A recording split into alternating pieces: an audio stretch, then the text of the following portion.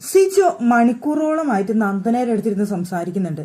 വന്ന് അന്ന് മുതൽ കാട്ടുതീയായിട്ട് വന്നു എന്ന് പറഞ്ഞുകൊണ്ട് സിജു അവിടെ കാണിച്ചു കൂട്ടുന്നത് ഒരു മൈൻഡ് ഗെയിം എന്നോണം കുറെ സംസാരിച്ച് കുറെ ആൾക്കാരുടെ മനസ്സ് മാറ്റിക്കൊണ്ട്, അല്ലെങ്കിൽ താൻ ഇങ്ങനെയാണ് കളിക്കുന്നതെന്ന് വരുത്തി തീർത്തുകൊണ്ട്, അല്ലെങ്കിൽ എന്റെ ഗെയിം ഇതാണ്, എനിക്ക് ഇന്നത് ചെയ്യണം എന്നൊക്കെ പറഞ്ഞുകൊണ്ട് അവിടെയുള്ള ഒരു ഗെയിമാണ് സിജോ അവിടെ കാണിച്ചുകൊണ്ടിരിക്കുന്നത്.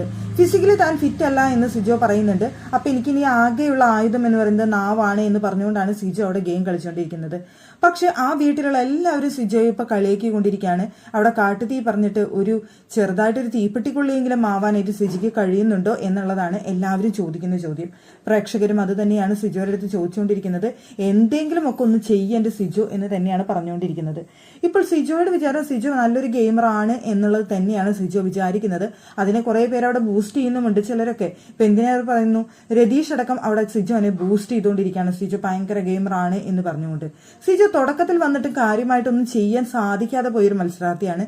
ഇപ്പൊ വന്നിട്ട് തുടക്കത്തിൽ വന്നിട്ടുണ്ടായിരുന്ന ആ പേര് പോലും ഇപ്പോൾ നിലനിർത്താനായിട്ട് സിജോയ്ക്ക് കഴിയുന്നില്ല എന്നുള്ളതാണ് യാഥാർത്ഥ്യം. ഇപ്പൊ നന്ദനയുടെ അടുത്ത് ഇരുന്ന് സംസാരിക്കുന്നതും എനിക്ക് പവർ റൂമിൽ കയറേണ്ട, എനിക്ക് പുറത്തു നിന്ന് കളിക്കണം, എന്നിട്ട് എനിക്ക് പലരെയും സേവ് ചെയ്യണം എന്നുള്ളതാണ്.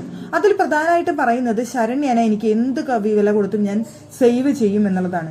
ഞാൻ ഇവിടെ നിന്ന് പോയ സമയത്ത് എനിക്ക് വേണ്ടി വിഷമിച്ചിട്ടുള്ള അല്ലെങ്കിൽ ഡൗൺ ആയിട്ടുള്ള ഒരാള് എന്ന് പറയുന്നത് ശരണ്യാണ്. എന്ത് വില കൊടുത്തും ഞാൻ ശരണ്യയെ സേവ് ചെയ്യും. അപ്പൊ ശരണ്യക്ക് വേണ്ടിയിട്ട് ചിലപ്പോൾ ഞാൻ ക്യാപ്റ്റൻ ആയെന്ന് വരും, ചിലപ്പോൾ ഞാൻ പവർ റൂമിൽ കയറിയെന്ന് വരും. എന്നിട്ട് ഞാൻ ക്യാപ്റ്റൻ ആവുന്ന സമയത്തോ പവർ റൂമിലായിരിക്കുന്ന സമയത്തോ ശരണ്യക്ക് വേണ്ടിയിട്ട് ചിലപ്പോൾ എന്റെ ഫാൻസിനോട് ഞാൻ ശരണ്യക്ക് വോട്ട് ചെയ്യാനായിട്ട് ഞാൻ പറഞ്ഞെന്ന് വരും എന്നൊക്കെ പറയുന്നുണ്ട്.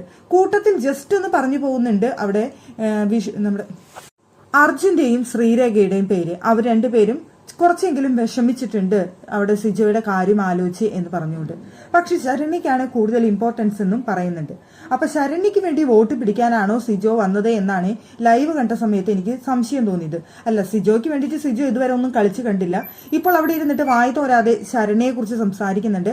ശരണ്യക്ക് വോട്ട് ഞാൻ പിടിച്ചു കൊടുക്കും, ശരണ്യക്ക് വേണ്ടി ഞാൻ ക്യാപ്റ്റൻ ആവും, ശരണ്യക്ക് വേണ്ടി ഞാൻ പവർ റൂമിൽ കയറും, എന്നിട്ട് ഞാൻ ക്യാമറ നോക്കി ശരണ്യക്ക് വോട്ട് കൊടുക്കാനായിട്ട് എന്റെ ഫാൻസിനോട് പറയും. ഇതൊക്കെയാണ് സിജോ അവിടെ ഇരുന്ന് സംസാരിക്കുന്നത്. അപ്പൊ എനിക്ക് തോന്നുന്നു സിജോ വന്നത് ശരണ്യക്ക് വേണ്ടി കളിക്കാനാണെന്ന്.